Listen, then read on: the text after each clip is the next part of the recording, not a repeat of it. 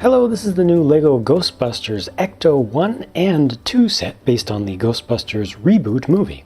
I have to admit that nostalgia has me a bit uncomfortable with the new design of the Ecto 1 just because it's different.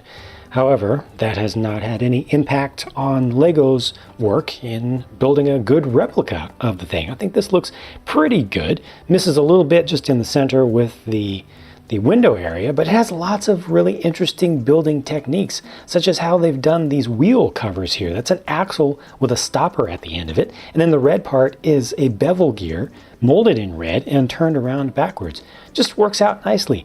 And the build was not frustrating at any point. It didn't feel like an advanced build. It felt like a standard level of build where everything just went together just fine and nothing was falling apart as I did it. One thing that's a little bit awkward for me is that some things are prints, like this here. It's a part from the original Ecto 1 set. These along the sides here are actually prints as well, so they've just taken the same print and repeated it along. This one is just a one wide version of that, and this, the Ghostbusters logo is also from the original idea set. A lot of the other stuff that you'll see, everything else that you'll see, such as the bar up here on the top and a little bit on the side, pretty much anything else that looks like it has a pattern on it is a sticker. Lots of nice detailing built up here. It's all done on a roof rack that's based on a couple of those large prison bar pieces, and stuff is attached pretty well. You got some nice variety here. I haven't looked at the actual movie prop all that well, but from what I have seen, looks pretty respectable. The front is nice. I especially like what they've done for those headlights. It's a nice little build, a good way to get the almost squarish shape on the fronts of those. Pretty nice. The shaping in general is pretty good. The doors can be open, a little brick-built door here, and it has an interesting little kind of latch, almost latch mechanism with the round tile there. It kind of fits into a little slot in the door itself. Everything else went together pretty nicely. You got a little bit of angling to the side here, a little bit of angling to the back as well. Nice to get a brick-built door. There's a little bit of gap here on the side, which is a little bit awkward to me, but I don't know what else they could have done to improve on that while still allowing you to open the door properly, so you need the room to be able to move in there. This gives you a little bit of cargo space in the back, so you can put your proton packs in the back if you need to. And to get access to the interior of the thing, you can remove the entire roof. It comes off as two assemblies, so this is the main assembly here to allow you to get the figures in place. And you can also take this part back here off. This one's a little bit more tricky. Stays together pretty well. Just gives you some cargo space there. Not all of this is quite as open as it could be. They built up some of this to kind of make it a little bit more solid, I think, and to make sure that everything's squared up pretty well. The main driving and passenger compartments will fit 4 figures in there. See, they've got the jumpers there so that they end up getting offset, and they do have enough room that you don't need to do too much gymnastics with them to get them to actually fit side by side. The entire front console is just one 1x4x2 piece with a single sticker on it. Comparing the new Ecto 1 to the original official build of the classic Ecto 1, I feel like they compare favorably, but the builds are actually very different. This one had the windows that were all connected all the way along the sides. Gives you a little bit more fill there, but you can't open that up. It makes it a little bit more constrained to get figures in. The new one leaves that open, which is easier to get the figures in. Also allows you to have the doors that can be opened on the sides, but you get just a little bit less realism. Overall, I feel like the level of detail is very similar between the two, but the new one was definitely easier to put together, and it's easier, I feel, to work with, like I said, with the figures and just operating the different sections that can be opened up. There's more that you can do with the new one. Nostalgia, though, definitely pushes me in the favor of the old design just because of how it looked in the movie and just how iconic that really is. With the main figures, there is one thing that's very awkward across the board once you put their proton packs on. They're very heavy on the backs, and you have to lean them forward and get them just right to balance, otherwise they will fall back. But even as it is, they're ready to fall back with just the slightest touch, and that goes for all of them. The proton packs themselves are nice designs, though. They are updated designs that now make use of a black recolor of the ingot piece, the gold bar piece. that is used on either side, so one up on the top towards the front and one on the bottom at the back, and I really appreciate getting those new colors of those parts. Got a printed piece obviously for the inverted tile. This one's not printed quite so well. The yellow is a little bit off in its register, but the build is nice. It's compact, and you really do have to put a bunch of pieces together into this small little area, and it works pretty well except for the weight of it. The first two figures here are Abby on the left and Aaron on the right, and I really like their accessories quite a bit beyond the proton packs.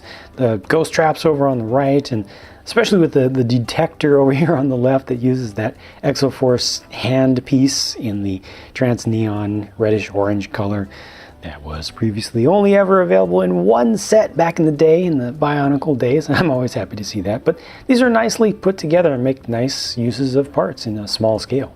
With most of that stuff removed, you can see the prints much better. They do have unique torsos between them because they do put slightly different body styles on them for the waistlines, and they also have different initials on the fronts of them. Same arms are used on both sides. You see the double molded legs used over on the right, so you get the two different colors there stacked up. And these do have alternate faces. All of them have alternate faces, and there's what those look like. The next two figures are Patty and Holtzman, and these two don't have as interesting of accessories for them. I do like the dark blue tool case to get another one of those, but the hair pieces are the stars of these two shows to me, especially the one for Patty. There's a lot of depth in it, quite a lot of depth, and it's just interesting to see from all angles. Once again, with a bunch of stuff removed, you can just see how these are very different shapes all the way around. I look forward to seeing what else they come up with as far as colors and uses of these parts, because LEGO very rarely, introduces a new mold and then only uses it one single time. So that'll be interesting just to see what other applications they can come up with for these. And as with the other figures, these do have alternate faces, so these are their standard ones here, kind of the default ones. And switching around back to the back, these are the alternates. Looking at the final two figures, on the left is Kevin, kind of the token male character of the movie. I appreciate the thoughtful humor behind that. And on the right is Mayhem, a demon I know nothing about, but it looks really cool as a figure. First of all, Kevin, I'd say, is my least favorite of the human figures in this set. Just doesn't quite look like Chris Hemsworth to me.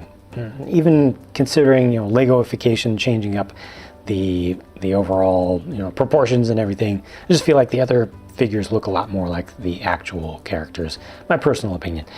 Mayhem, on the other hand, I love, even though I know nothing about the character. Just great printing up on the headpiece. And the wings, especially the wings. I always love transparent or translucent parts, in this case translucent, and they got that printing going across some interesting different shapes, and it's still pretty crisp and in a couple of different colors. You do get an alternate face for Chris Hemsworth. It does look like that is a bit of a spoiler of the movie, that he's going to get possessed at some point. But of course, if you don't want any spoilers about anything that's upcoming in a movie or a TV show, you don't want to look at anything as far as detailed reviews or even product info pages for any toys or models that are supposed to replicate the events that are covered in said movies or TV shows. Last up, there is, of course, the Ecto 2, which is a motorcycle, and it's just based on a basic, mostly two-piece motorcycle design that LEGO's had for a while. They just add the one little sticker on the front, and there's a bit of a small assembly on the back. There's not a whole lot that you can do at this scale. You're really limited, but I think this looks fine. It does balance on its tires, and they have no kickstand sort of assembly here or parts used, so it is able to tip over fairly easy if somebody just walks into the room a little heavy-footed and the floor moves a little bit. This is going to be able to fall over. All told, I feel like this is a very successful set in its design, in spite of the fact that my nostalgia goggles have me wishing this looked like the original Ecto 1, or that they had used the original Ecto 1, but it's a new movie, it's a reboot, things have changed, things, progress over time. Like it or not, LEGO has done a pretty good job, I'd say, of capturing the redesign, and they've made it as a good build and lots of new prints and colors and parts. I feel like it's a really good Lego set, whether or not you like the redesign of the movie prop and whether or not you like the movie. Those are just my thoughts, of course, and now it's your turn to share what you think. Leave a comment down below with your feelings about this set, and I'll talk to you again soon. Thanks for watching.